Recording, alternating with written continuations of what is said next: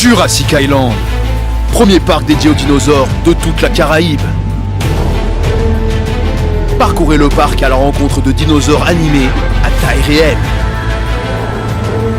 Au programme, plongez dans l'ère du Jurassique en réalité virtuelle avec la toute nouvelle attraction Jurassic VR. Infos et adresse sur le site www.jurassic-island.com. Venez vous fondre le temps d'un instant dans un autre monde. Martinique Actualité.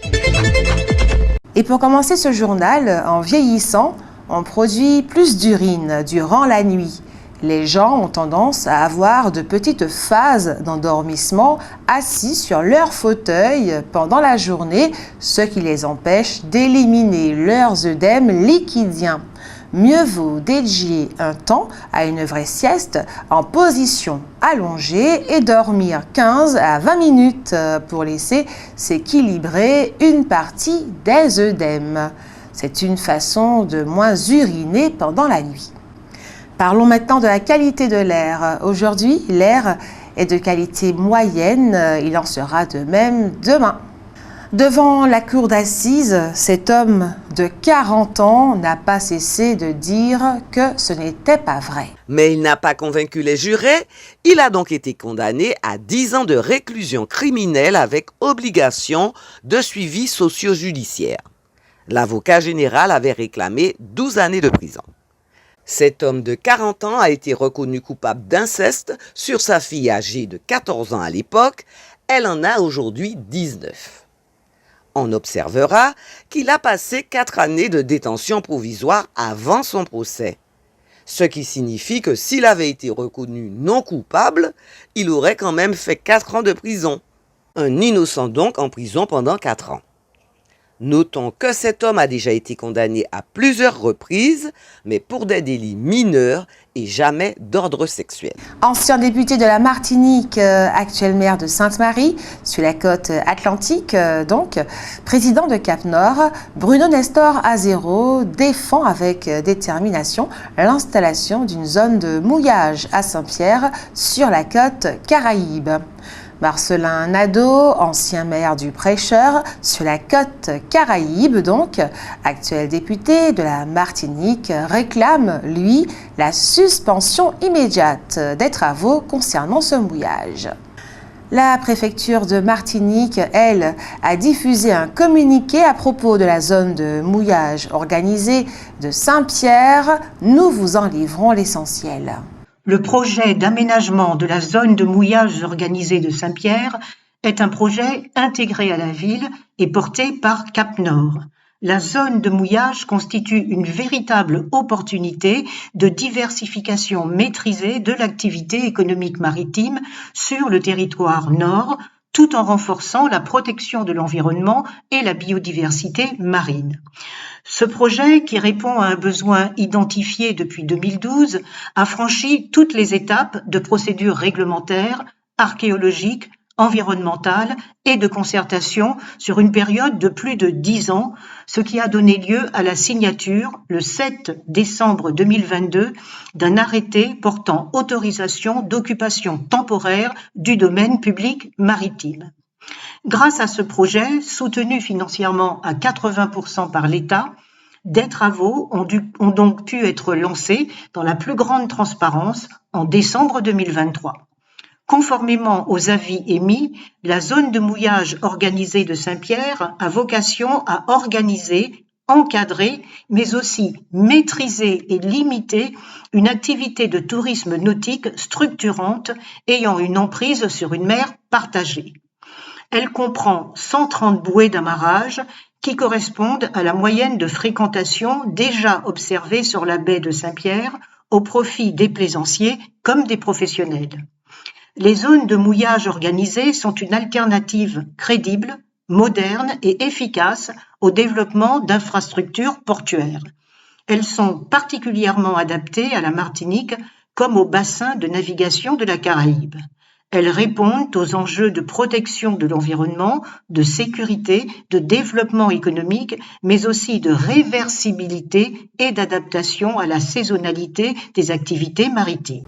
Le centre culturel de Châteauboeuf accueille demain, vendredi 19, ainsi que les 26 janvier et les 2 et 9 février de 17h30 à 19h30, la 3e édition du Carnaval Épibagaï Bocaï.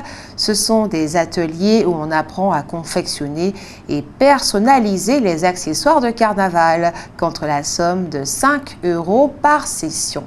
Même si elle a ralenti, l'ARS, l'Agence régionale de santé, rappelle que l'épidémie de dengue continue de sévir en Martinique.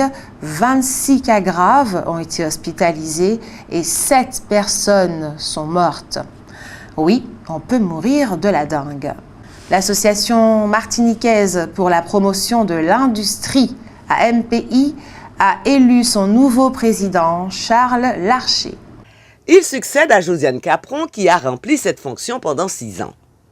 Le rôle de la MPI est de prendre la défense et de promouvoir le développement de l'industrie martiniquaise. Monsieur Larcher fait remarquer que ceux qui l'ont élu apportent avec lui une expérience de 30 années au service de l'épicerie locale.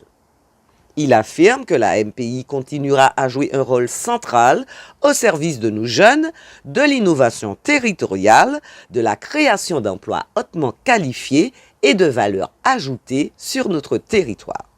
L'ONF, l'Office national des forêts, fait savoir dans un communiqué qu'il est interdit actuellement de se rendre au canal des Esclaves, ce sentier de randonnée qui s'étend sur les communes du Carbet et de Font-Saint-Denis. Tout contrevenant est passible d'une amende.